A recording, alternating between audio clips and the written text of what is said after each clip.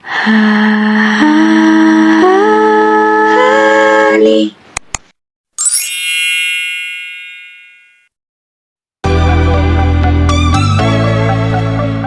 Assalamualaikum warahmatullahi wabarakatuh. Halo semua, perkenalkan nama saya Hani Yusriani dengan NPM 215060067, mahasiswa kelas 5B, Program Studi Pendidikan Guru Sekolah Dasar Fakultas Keguruan dan Ilmu Pendidikan Universitas Pasundan Bandung. Pada video kali ini saya akan membahas mengenai penggunaan metode sosiodrama dalam pembelajaran IPS SD pada kurikulum Merdeka. Nah, video kali ini untuk memenuhi tugas mata kuliah Inovasi Pembelajaran IPS SD. Selamat menyaksikan.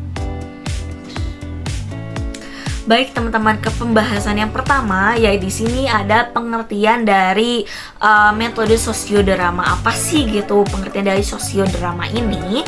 Nah, menurut Sagala pada tahun 2009 pada halaman 213, nah mengartikan bahwa sosiodrama ini adalah metode mengajar yang mendramatisasikan suatu situasi sosial yang mengandung suatu problem, nah, agar peserta didik juga dapat memecahkan suatu masalah yang muncul dari suatu situasi sosial.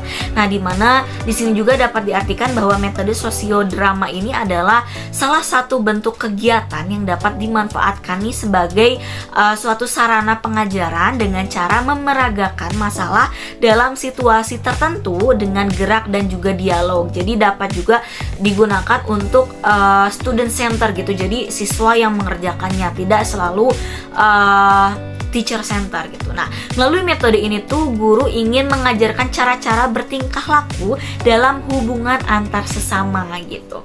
Nah, karena tadi student center tadi. Nah, jadi dapat disimpulkan bahwa metode sosiodrama ini dalam pembelajaran sekolah adalah suatu pendekatan mengajar yang melibatkan dramatisasi suatu sosial yang mengandung masalah. Nah, dengan tujuan agar peserta didik ini dapat aktif memecahkan masalah tersebut ataupun membahas suatu materi tersebut gitu. Nah, metode ini juga melibatkan kegiatan pemeragaan masalah dengan gerak dan juga dialog. Jadi ada geraknya dan juga ada dialognya, sehingga memungkinkan guru untuk mengajarkan perilaku dalam hubungan antar individu ataupun antar siswa secara praktis dan juga interaktif, karena di sini student center gitu. Jadi siswa juga digerakkan untuk lebih interaktif dalam pembelajaran.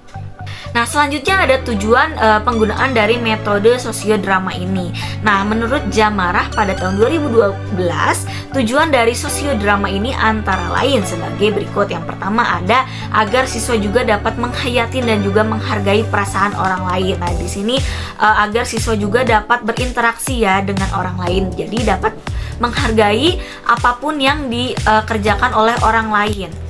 Nah, lalu dapat juga belajar bagaimana membagi tanggung jawab sebagai makhluk sosial. Nah, contohnya misalnya dalam kegiatan jual beli, jadi ada yang sebagai penjual dan juga ada yang sebagai pembeli. Jadi mereka itu bertanggung jawab sebagai ada yang menjual dan juga ada yang bertanggung jawab sebagai pembelinya gitu. Nah di sini juga dapat siswa juga dapat belajar gitu bagaimana mengambil keputusan dalam situasi kelompok secara spontan gitu. Jadi tidak direncanakan gitu sosiodrama ini, ataupun bisa juga direncanakan jika guru juga dapat membuat drama yang lebih didramatisir juga gitu. Nah, lalu di sini juga dapat merangsang siswa ataupun peserta didik untuk berperilaku dan juga bersikap, berpikir dan juga memecahkan masalah secara baik ataupun problem solving gitu. Nah, selanjutnya ada langkah-langkah penggunaan metode sosiodrama. Nah, di sini ada langkah-langkah umumnya gitu dalam metode sosiodrama ini, yang pastinya harus ada persiapan terlebih dahulu ya teman-teman.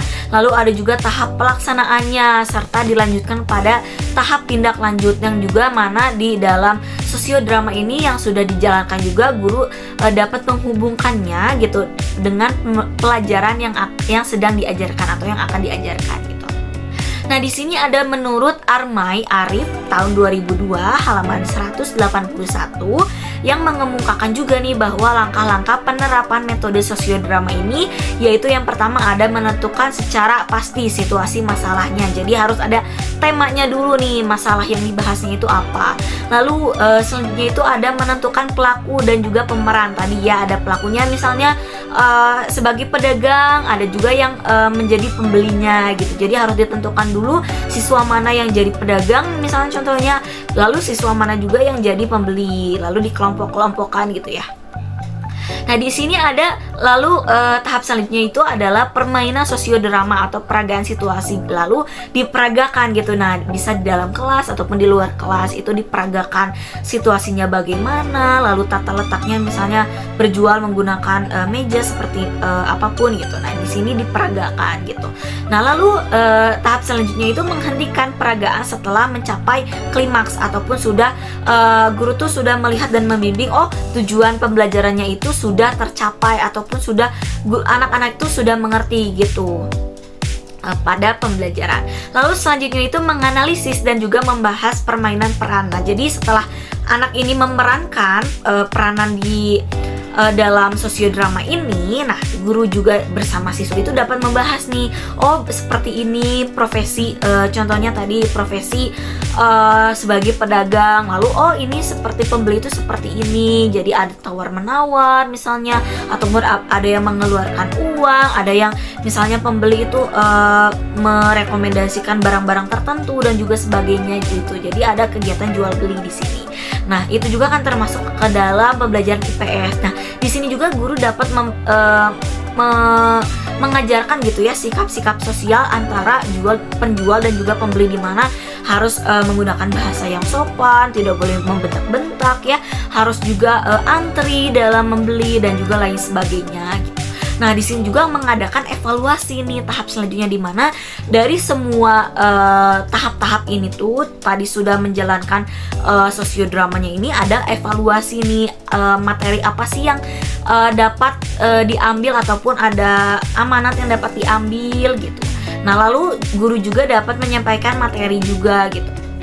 Lalu juga dapat menyimpulkan ataupun juga merefleksikan gitu apapun yang sudah mereka bahas atau yang sudah mereka pelajari. Nah, guru juga dapat memberikan evaluasi berupa pertanyaan-pertanyaan. Nah, di sini juga siswa dapat lebih menantang gitu ya, menantang dirinya dalam mengevaluasi dirinya dalam sejauh mana sih mereka sudah mencapai tujuan pembelajaran dalam pelajaran IPS ini gitu. Nah, teman-teman, berikut ini adalah cuplikan video hasil pembelajaran dengan metode sosiodrama dalam pembelajaran IPS di SD 214 Perumnas Cijerah berupa drama jual beli antara pedagang dan juga pembeli untuk mengetahui nih macam-macam profesi pekerjaan, lalu juga sikap-sikap sosial yang ada di berbagai daerah. Nah, selamat menyaksikan.